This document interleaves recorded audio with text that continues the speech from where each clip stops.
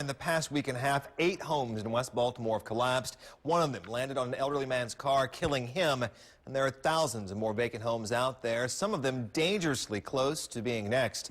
This morning, ABC 2 News' Christian Schaefer reports the city is well aware of just how dangerous some of these homes are. The back of the 2200 block of Druid Hill Avenue looks like it's been hit by a Scud missile. This 3-level home is open to the environment. Much of what used to be inside, now out in the backyard. Look at this neighborhood. There ain't enough residents really in here to even justify. It's still standing.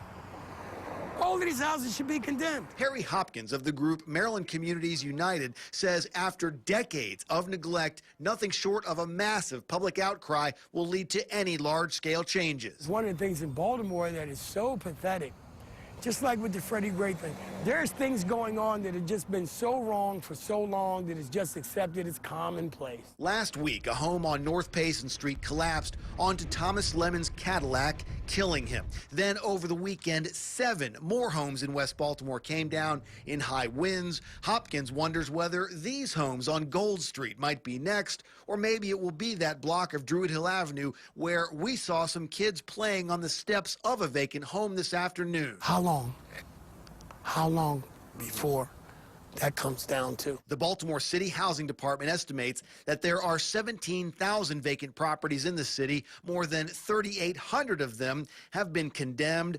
Of those, 531 are considered type 1, so dangerous that they are inspected every 10 days to make sure they won't collapse. Marvin Doc Cheatham is the head of the Matthew Henson Neighborhood Association. Several vacant houses in that part of West Baltimore collapsed over the weekend. Cheatham says there's 325 more just in his neighborhood. We want to know what are the conditions of these houses, had the houses been inspected, and then what are they going to do? Perry Hopkins says the events of the past week have exposed a problem. Now he's calling for accountability for both the owners of vacant properties and the city of Baltimore. Whatever you do, you cannot leave it in a state of deterioration.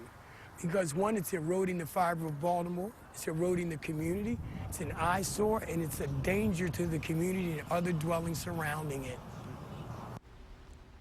And that was Christian Schaefer reporting. Earlier this year, Governor Larry Hogan announced a new plan to provide more than $90 million in state funding to speed up the demolition of these homes that simply need to be gone.